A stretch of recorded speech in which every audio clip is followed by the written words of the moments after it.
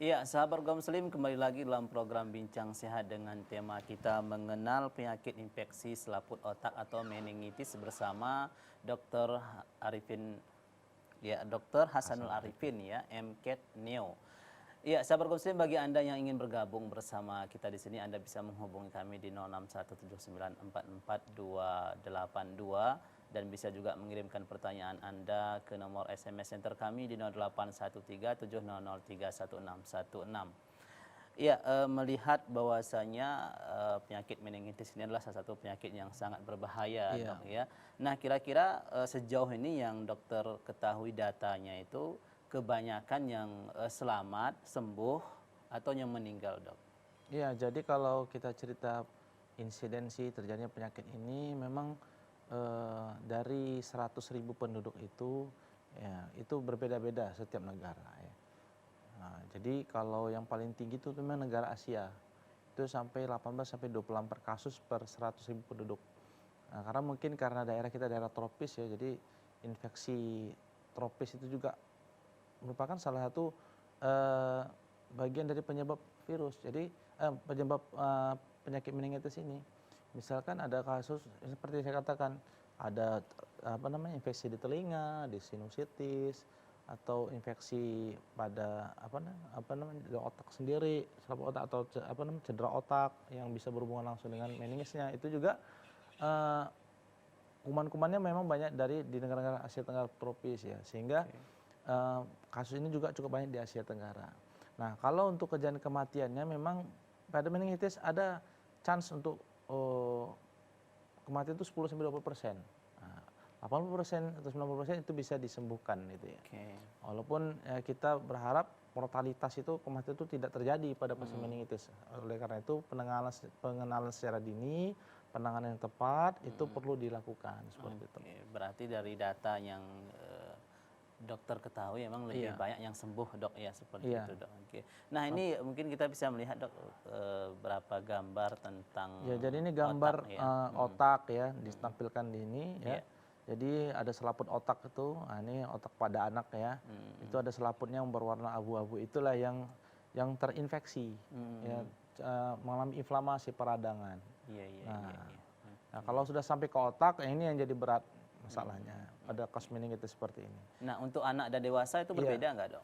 Nah, kalau anak memang agak sulit untuk diagnosisnya. Kenapa? Karena anak kan kalau diajak bicara, ngomong kan tidak kooperatif ya. Iya, iya, Mungkin iya. kita bisa lihat dari tanda-tandanya. Biasanya kalau anak demam, kemudian rewel, Iya. disentuh pun dia nggak mau, ya, makan juga nggak mau, ya.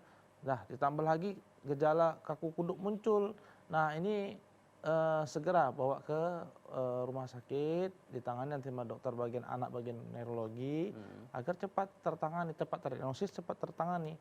Karena juga meningitis ini penyebabnya juga ada virus, bakteri, jamur, yang Iya, iya, masing-masing itu mempunyai pola tersendiri dalam menginfeksinya gitu. Oke, jadi untuk diagnosisnya itu untuk anak-anak itu lebih sulit gitu, Dok, Iya, ya. Oke. lebih sulit dan karena dia agak kurang kooperatif ya. Tapi kita bisa melihat dari gejala-gejala yang lain yang muncul Oke. pada anak. Nah, ini berarti bisa terjangkiti bukan hanya pada orang dewasa, Jadi Dok, ya? semua umur bisa, baik anak-anak, dewasa maupun usia tua. Tetapi kalau pada anak-anak dan orang tua itu biasanya lebih berat. Lebih berat.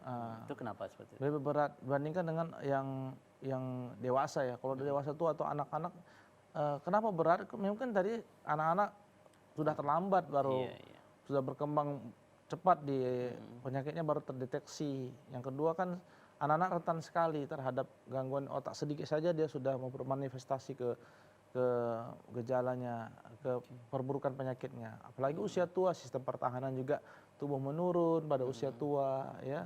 Kemudian itulah juga salah satu yang memperberat kasus ini pada orang-orang tua dan anak-anak seperti itu. Oke. Nah, untuk kerentanan tadi dokter Iya. menjelaskan bahwasanya ketika sembuh dari penyakit ini bisa menyisakan seperti tuli, kemudian buta dan sebagainya, penyakitnya kelumpuhan seperti itu. Ini kalau kita melihat kan anak-anak itu ini masih masa perkembangan seperti itu, Dok, ya. Iya. Mungkin nggak, Dok, untuk anak-anak itu lebih berat seperti itu, lebih besar kemungkinan mereka akan mengalami seperti itu? Iya, bisa juga seperti itu ya. Perburukannya lebih berat gitu ya. Karena masih anak-anak gitu ya. Apalagi dia susah kita periksa komunikasi. Memang yang bagusnya memang ditangani oleh dokter bagian anak sendiri ya. Terkhusus ada konsultan neurologinya. Sehingga pemeriksaan fisik pun nggak cukup, harus ada pemeriksaan penunjang pada anak. Mungkin diperiksa cairan otaknya, ya diperiksa darahnya, sehingga dari gambaran pemeriksaan fisik penunjang ini nanti akan membedakan nanti penyebab meningitisnya. Karena meningitis itu ada tadi saya sebutkan bakteri, ada virus, ada jamur, ada bakteri yang juga endemik di daerah kita, TBC ya. TBC juga bisa menyerang pada selaput otak. Nah, masing-masing itu juga penanganannya beda. Nah, jadi dari gejala kita bisa lihat, misalkan pada bakteri itu biasanya lebih berat kasusnya dibandingkan dengan virus. Ya. Jadi itu bakteri dan virus ini merupakan penyebabnya dok ya? Ya, bakteri, virus, jamur itu. Penyebabnya. Nah, selain bakteri dan virus ini ada selain nggak yang sebagai penyebabnya? Ada juga parasit ya, ada juga ya imunitas, autoimun tadi itu, walaupun jarang sekali. Ya, dari keempat ini tadi penyebabnya ada virus, bakteri, jamur, parasit dan jamur dok ya. Parasit sama jamur ini beda dok? Beda. Beda. Nah, ini saluran penyebabnya, faktor dia masuknya itu berbeda nggak dok? Atau dengan gejalanya beda nggak dok? Ya, jadi memang masuknya itu macam-macam, bisa melalui udara ya, droplet ya dari udara, bisa melalui infeksi di mukosa ya, bisa melalui air liur, macam-macam. Jadi nanti ke tingkat penularan ya, nanti juga berhubungan terhadap tingkat masuknya. Ya, nanti infeksi dia, misalkan contoh misalkan pada penyebab meningitis bakteri itu nanti ada jenisnya, ada Streptococcus pneumoniae ya, ada Neisseria meningitidis, itu masing-masing punya kolonisasi berbeda tempatnya. Misalkan Streptococcus pneumoniae yang merupakan salah satu penyebab gangguan pada paru, pneumonia, infeksi paru. Bisa juga dia menginfeksi ke otak, selaput otak juga. Dia akan tinggal di mukosa, dinding selaput di pernapasan, dia kan bisa menginvasi ke dalam darah, masuk ke darah, dibawa ke otak. Walaupun sendiri otak mempunyai suatu sistem namanya blood-brain barrier, suatu otak, tidak semua zat bisa masuk ke otak. Itulah, tidak semua zat-zat bisa pindah ke otak. Tetapi karena proses peradangan, blood-brain barrier-nya atau pemisah otak antara darah dengan cairan otak itu teregang, mudah masuk kumannya ke dalam. Masuk ke dalam cairan otak, dia akan berkolonisasi, berkembang biak, dan menginfeksi lah namanya selaput otak. Itu salah satu kuman. Nanti ada lagi kuman yang dari infeksi di sinus, infeksi di telinga, itu macam-macam beda. Berarti banyak dok ya jenis kumannya yang bisa masuk. Tetapi intinya memang dari keempat penyebab itu, bakteri adalah memang yang paling berat. Nah, dibandingkan dengan virus ya. Oleh karena itu butuh pemeriksaan dari seorang dokter, terutama di fase rumah sakit, untuk memastikan ini penyebabnya apa. Biasanya di rumah sakit itu dokter akan merekomendasikan untuk pemeriksaan penunjang berupa pemeriksaan cairan otak ya, ke pasien. Nah, dari pemeriksaan cairan otak inilah nanti bisa kita temukan, ini penyebabnya ini. Pertama untuk menentukan dulu, ini meningitis. Itu biasanya dari cairan otak itu bisa dideteksi tekanan di otaknya tinggi atau normal gitu ya. Biasanya pada kasus meningitis tekanannya itu tinggi otak. Kemudian nanti dilihat di situ sel-selnya, ternyata sel darah putihnya meningkat. Nanti ada jenis-jenis sel darah putihnya yang dominan nih pada penyebab ini pada ini ya. Nanti dilihat dari kadar gula pada cairannya juga, biasanya pada bakteri itu bisa cenderung rendah gitu ya. Nah, dari hal-hal gitu ya, itu bisa membedakan nih penyebabnya. Oleh karena itu pemeriksaan cairan otak sangat penting pada kasus meningitis ini. Oke, berarti yang paling berbahaya tadi dok disebabkan oleh karena bakteri tadi dok ya. Iya. Oke, nah kemudian yang paling ringan nih dok, yang paling mudah disembuhkan virus atau parasit atau jamur dok? Ya, kalau parasit jamur ini memang jarang ya. Jarang. Nah, virus juga termasuk yang hampir sama dengan bakteri, walaupun bakteri ini lebih berat. Artinya tergantung pertahanan tubuh. Ada yang bisa misalnya virus ya, masih bisa dia lebih cepat dia sembuh, tetapi ya kadang tergantung pertahanan tubuh si pasien ya. Bisa juga virus menjadi lebih berat. Bahkan virus, bisa juga ditumpangi sama bakteri, dua-duanya seperti itu. Seperti itu, Dok. Ya, karena memang biasanya kita mendengarkan seperti HIV itu kan disebabkan virus, Dok, ya. Iya. Ini kan salah satu virus yang sangat berbahaya Iya. sekali, Dok, ya. Dan Tapi HIV termasuk salah satu memang bagian penyebab meningitis ini juga. Jadi banyak sekali varian-varian penyebab jenis-jenis bakterinya lagi. Ya, itu memang nanti perlu dikultur lagi, nanti ada istilahnya dikultur, diambil cairan darah sama cairan apa itu otaknya dikultur, ditumbuhkan kumannya. Kuman apa rupanya ini? Nah, kalau udah tahu nanti jenis kumannya, nanti dokter akan berpikir, nah ini pemberiannya adalah biasanya kalau ada bakteri antibiotik pastinya. Kasih antibiotik yang sesuai dengan kumannya gitu. Maka oleh karena itu sambil menunggu daripada hasil keluar juga waktunya lama juga ya kultur itu. Biasanya kita di rumah sakit itu memberikan terapi sementara dulu, diberikan sementara ya, terapi empirik namanya diberikan sambil menunggu hasil yang pasti penyebabnya apa. Nah, kalau penyebab mudah keluar hasilnya jamur rupanya, ternyata diberikan obat anti jamur. Nah, dibarengi dengan terapi yang empiris tadi. Nah, insya Allah kalau udah dapat itu terdeteksi secara cepat, ini insya Allah penyakit ini tidak akan sampai terjadi perburukan pada si pasien itu sendiri. Iya. Nah, dokter tadi cerita-cerita nih, jadi tadi walaupun belum ditanyakan bagaimana diagnosisnya itu susah atau tidak, tadi dokter menyebutkan bahwasanya ini diambil cairan otaknya, berarti ini mungkin sepertinya sangat sulit seperti itu, Dok. Ya, berarti tidak cukup dengan gejala-gejala dari luar saja, misalnya seperti demam dan sebagainya, ini tidak cukup untuk menegakkan ya dia ini terkena meningitis. Nah, sebenarnya bagaimana, Dok, kompleksnya? Jadi kalau dari gejala saja itu bisa mengarahkan. Jadi dari anamnesis tanya aja ke keluarga pasien atau pasien itu sendiri, dari pemeriksaan fisik sederhana, ya itu bisa mengarahkan 60%, 70% ini ke arah meningitis, walaupun kemungkinannya masih ada yang bukan. Nah, pemeriksaan cairan otak tadi adalah sebagai penunjang saja, memastikan lagi presentasi diagnosis kita sudah benar atau tidak.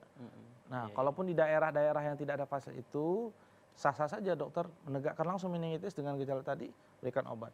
Tapi untuk secara pastinya kalau kebetulan di kota itu memang baiknya kita pemeriksaan cairan otak. Dan pemeriksaan cairan otak ini terkadang keluarga pasien atau pasien takut ya. Membayangkan otaknya dibuka, nanti diambil cairan, tidak seperti itu. Jadi sederhana tuh pengambilan cairan otak. Ya, jadi biasanya pasien kita baringkan, miring ke kanan atau kiri.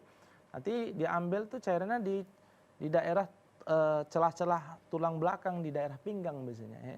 Diambil kan itu nggak banyak, hanya sekitar 15-20 cc.